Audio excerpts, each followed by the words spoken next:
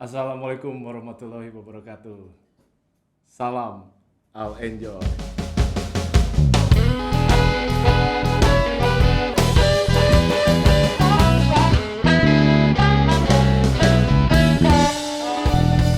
Assalamualaikum Bang Naim. Waalaikumsalam, brother. Salam Al Enjoy dulu kita. Udah ya? Salam Al Enjoy. Sehat Bang? Alhamdulillah. Sehat-sehat ya? Amin, sehat alhamdulillah. Puasa lancar? Insyaallah alhamdulillah.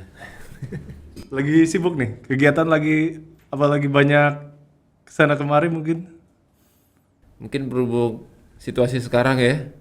Betul, frekuensi di luar jadi berkurang. Sering di rumah sekarang. Aktivitas masih banyak di rumah sih. Keluar-keluar paling sekali-kali lah, nggak terlalu ini banget sekarang. Oh gitu? Ya Ramadan juga kayak tahun lalu juga lebih banyak di rumah juga sih. Jadi kondisi sekarang kayaknya nggak terlalu ini juga sih ya, nggak terlalu berpengaruh juga. Kayak Ramadan tahun lalu juga sering di rumah. Sebetulnya ini juga sih yang perlu bisa lo tahu juga nih Bang. Ya. Dulu tuh gue salah satu yang sering nonton band lo Bang. Yang Starasta itu adalah salah satu band yang sering gue tonton. Cuma ya zaman-zaman masih muda Ya lah Allah, gitu. bener. Lu kalau ngelihat Bang Naim main bass, weh luar biasa lah. Allah. Kalau boleh tak cerita sedikit tuh Bang, cerita tentang kapan sih mulai berkarir sebagai bassis gitu? Dari dulu zaman-zaman sekolah juga udah ngeband, udah main bass ya. Cuma benar-benar yang serius sampai akhirnya ngerantau ke Jakarta, ketemu band yang kemarin ini Gangsa Rasta itu 2010 lah. Sebelum Gangsa ada ngeband juga. Sebelum terjun di Gangsa Rasta bikin band reggae di Jakarta juga namanya The Babylonians itu 2009 ya, 2009. Nah itu udah serius tuh ngebahasnya. Sebelumnya di belakang layar. Oh gitu. Waktu itu di Bandung masih ngekruin band-band teman-teman juga. Tapi itu udah ngebahas tuh ya? Udah ngebahas juga, cuma kayak waktu itu kayak wah lebih menikmati lagi di belakang layar kan, ngekruin kayak gitu, belajar soundman. Akhirnya udah berapa tahun kami megang bass, ketemulah tawaran ada band reggae nih di Jakarta, nyari basis dari temen tuh, ada temen di Jakarta ngabarin. Oh itulah awal mula bergabung iya, dengan Gangsa Rasta. 2008 akhir gitulah, 2008 akhirnya nggak pede juga waktu itu kan, mikir waduh bisa nggak ya, masih bisa ngebas nggak ya, akhirnya cobain lah, disupport teman-teman di Bandung juga, akhirnya cobain ke Jakarta. Begitu. Audisi kan, jamming sama teman-teman itu nyambung, akhirnya alhamdulillah berlanjut lah sampai akhirnya ketemu Gangsa Rasta. Dan sampai sempet bikin berapa album tuh Bang? Di Gangsa Rasta itu alhamdulillah kebagian satu album, Satu album. ada beberapa single juga waktu itu, sebelum album kita bikin. Itu sih. Jadi sebelum keluarin album sempat Ada bikin single dulu. iya. Setelah album pun kita sempat bikin beberapa single juga sih. Ya mungkin sekitar 2005 2006 lah, dulu gue suka ngeliat Bang Emil di Bibis kan. Iya. Sarangnya anak reggae dulu. Kalau anak reggae mesti tahu kayaknya tuh Bibis ya kan. Terus Lantai 2 ya. lantai 2 ya. Nonton Mas Tony, terus nanti ada yang featuring siapa sih? Edisi Salah satunya Bang jamming Emil. ya.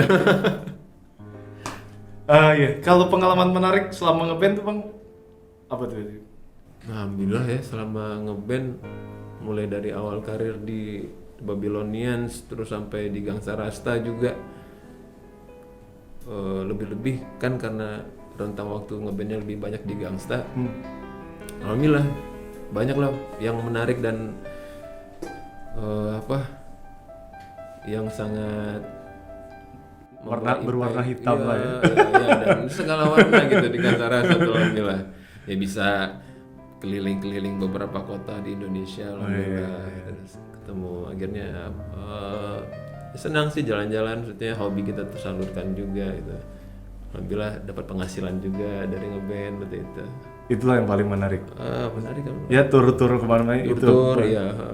Ngeliat kota-kota di Indonesia ya. Ketemu alhamdulillah itu. Sampai keluar pernah Bang? sempat ada beberapa kali waktu itu mau tawaran, ada diajakin main keluar, cuma mungkin kodratullah belum sampai ya. Maksudnya ada beberapa kendala akhirnya yang pengurusan paspor waktu itu kita telat lah, gitu. Akhirnya nggak jadi, batal gitu.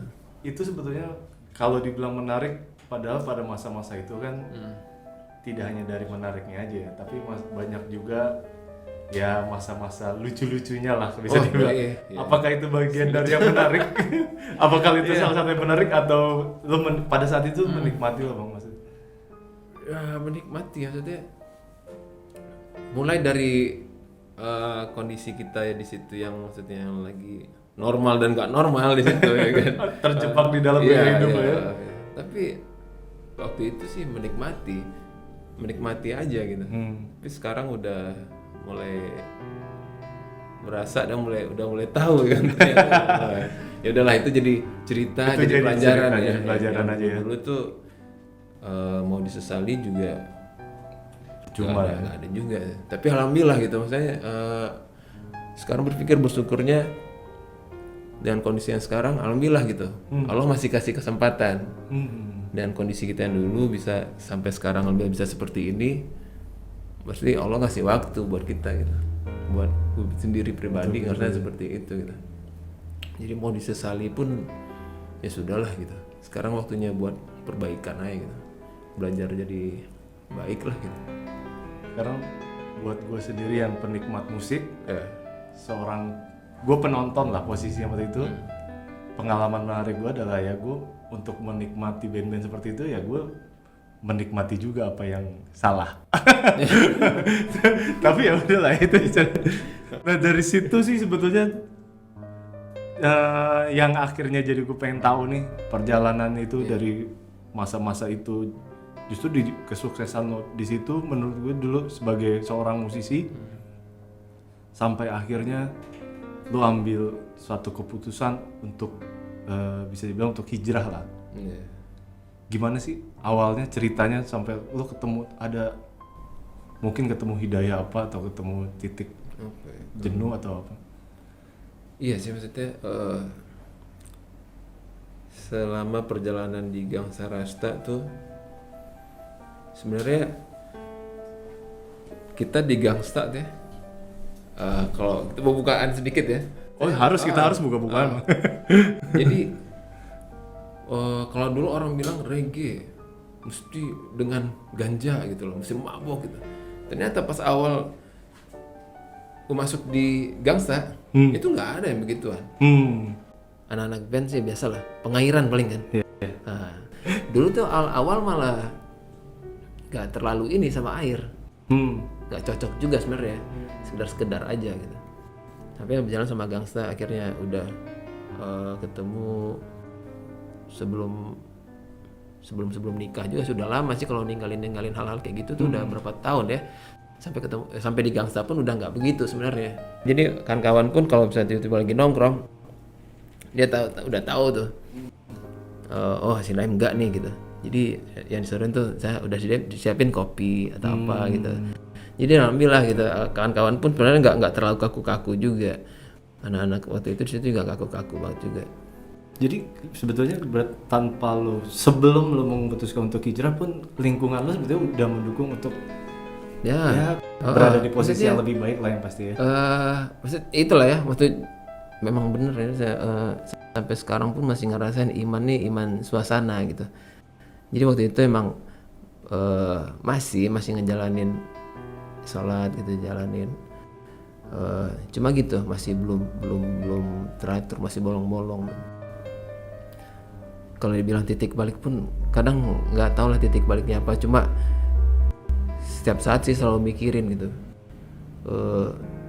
Memang ada satu saat yang bikin tidak mikir kok apa ya, padahal kita minum enggak gitu, mabok enggak, apa sih kegiatan-kegiatan yang negatif juga enggak gitu waktu itu. Tapi kok sholatnya nggak bener juga, jadi merasa apa ya, kayak hampa, diri ini merasa hampa aja, kosong gitu. Kayak ngeliat mending orang lain itu ngeliatnya doi bener-bener kacau, tiba-tiba langsung berubah, pek bener gitu kan, on track gitu. Mending seperti itu. Jadi merasa diri ini aduh kayak kurang sempurna ya, katanya kayak hampa aja, jadi lebih sedih gitu.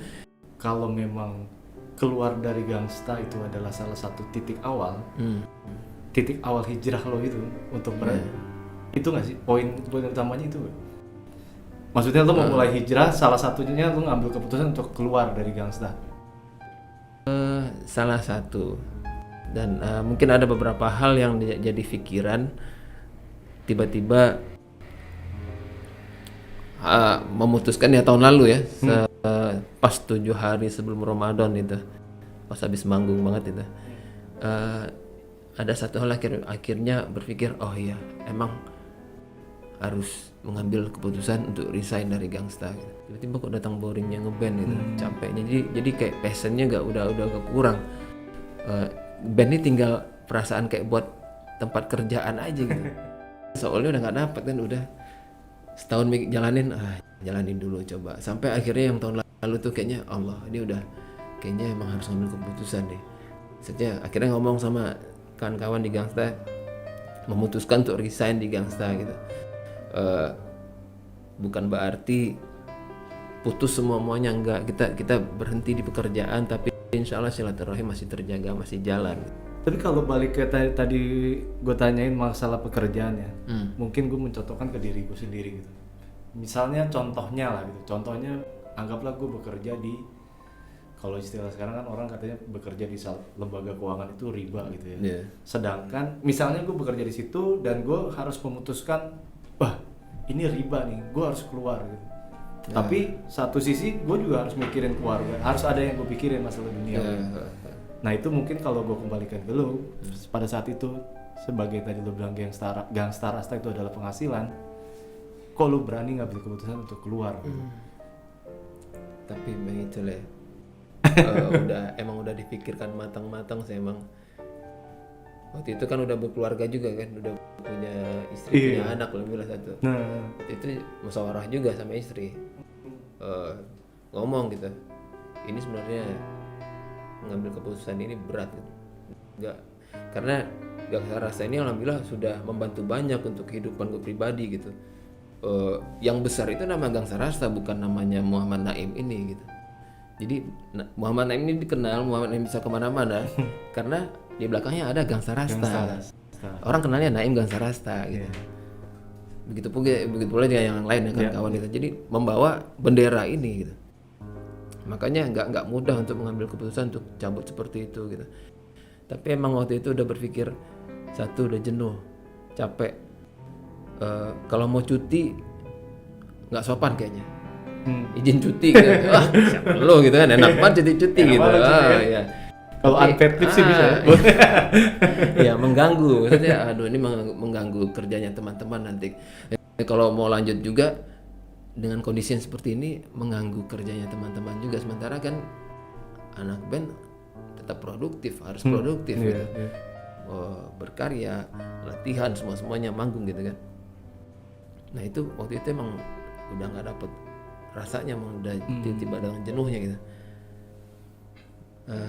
Sebenarnya kalau pikir jenuh akhirnya kayak gue yang karyawan itu sebenarnya udah jenuh juga sih kerja, tapi gue tidak bisa meninggalkan dunia itu karena ya gue punya tanggungan. Benar. Nah ini sih sebetulnya poin ini yang sangat, sampai sekarang pun dibilang anak band masih jadi anak band gitu, karena nggak meninggalkan 100% ngeband ini enggak gitu. Okay. Karena gue pikir kemampuan kebisaan bermain alat musik ini emang anugerah dari Allah rasanya. Nggak semata-mata tiba-tiba bisa main bass aja, enggak gitu rasanya. Cuma ini berpikir ya ini Allah yang kasih kemampuan ini gitu. Jadi sekarang tuh bermusik cuma intensitasnya agak berkurang dan agak dikurangi, memang udah berpikir gitu. Sama jadi agak pilih-pilih gitu. Musiknya yang lebih sesuai dengan apa yang sudah lo jalani sekarang. Terima kasih banyak nih Bang, waktunya udah datang ke Al Enjoy. Semoga Amin. keputusan yang lo ambil dan juga sekarang jalan hidup yang lo ambil bisa berkah dan lo bisa mencapai apa yang lo Amin. cita-citakan. Dan semoga juga bisa jadi inspirasi buat Allah. kawan-kawan Alenjoy semua. Doanya brother. Mohon doa dari Jangan lupa Al-Fakir kita sama-sama ini. berdoa lah biar siapa tahu kisah dari Bang Naim bisa jadi inspirasi buat kita semua. Jangan lupa juga pesan-pesan kopinya Alenjoy. Doi. Oke. Sampai di sini dulu pembicaraan kita, ngobrol-ngobrol santai kita sama Bang Naim. Mungkin nanti di Podjoy selanjutnya kita bisa ngobrol-ngobrol yang topik lain dengan Bang Naim atau juga dengan tamu-tamu yang lain yang bisa ngasih kita inspirasi biar gimana caranya kita bisa hidup enjoy di dunia dan enjoy di akhirat. Kita sama-sama salam Alenjoy dan terakhir. Insyaallah. Salam Alenjoy. Assalamualaikum warahmatullahi wabarakatuh. Waalaikumsalam.